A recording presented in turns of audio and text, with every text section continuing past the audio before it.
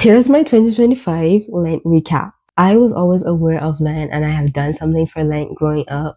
Like I would try to give up one or two things. And because I'm from a predominantly Christian country, when you go to school, they would take you to church, you get your ashes and all that kind of stuff. But this time around, I wanted to do something more. I already shared my religious goals and I said that one of them is to commemorate biblical holidays and biblical significant events, which Lent would be one of them. I'm going to go through the things that I did and did not do rapid fire, and then I'm going to talk more about them in detail and give you an overall review at the end. Right off the bat, I had no Instagram, no TikTok. I started veiling. I only listened to gospel music and I also did not have my earbud. I continued reading and finished the book of Job, and then I started John. I read Psalm 91 every day and learned it by heart. I was consistent with going to my youth service. And lastly, I repented for a sin. Also, I am recovering from being sick, so my voice sounds different. Now for the breakdown. Going into Lent, I knew I was going to give up something. So I was going to do social media, specifically Instagram. However, I felt like God wanted me to also give it TikTok and to start feeling. I don't have other social media platforms, if you're wondering, so that's why those are not included. I have quite the relationship with social media, so at some point I do want to make a video on that. But basically, I'm just so grateful that I did this, because when I tell you, this made my life so much better. Instead of consuming, I was now creating. I uninstalled Instagram from all my devices.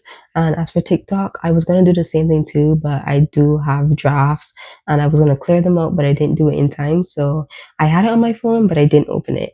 I actually only opened it one time, and that was just to put something in the search bar and see if it would appear. That was it. How did this affect my relationship and conversations with people? Yeah.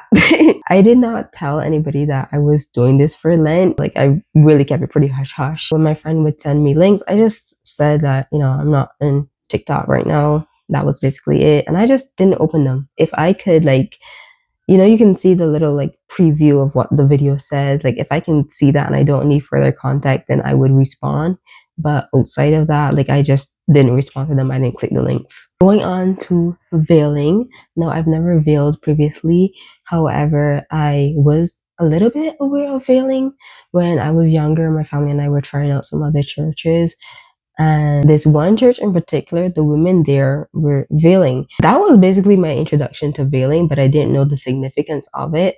Now I know that Christian women should veil when they're worshiping and praying to God. Now, I will say I wasn't veiling every single night, but basically I would pray and then do my Bible study. So then I would put the veil on to pray and then take it off when I went to go do my Bible study. Moving on to Bible studies, I do want to make a video about the book of Job and my takeaways, so stay tuned for that. And just for a little bit of context, I was reading Psalm 91 in the morning, so I would start my day like that, and then I would do my Bible study at midnight, and I would do it for an hour or two. Now, again, I already knew basically almost everything on this list. I was aware of already. I was already aware of Psalm 91 because one of my family members had written it on a piece of paper and given all of us, but I never paid any attention to it.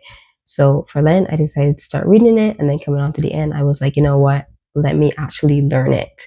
So now I can say it by heart, and I don't really look in my Bible anymore for it. I was reading the book of Job prior to Lent, so I basically just continued that through Lent, and then I had to pick the next book. I did John because obviously it's Lent, it's about Jesus. So I wanted to remind myself of the story of Jesus. No, I think I should have read the book Luke instead. But, they're very similar, so it's fine. There's not much to say about my youth service other than the fact that I went consistently. I would go in person, and sometimes I also watched online, so that was consistent.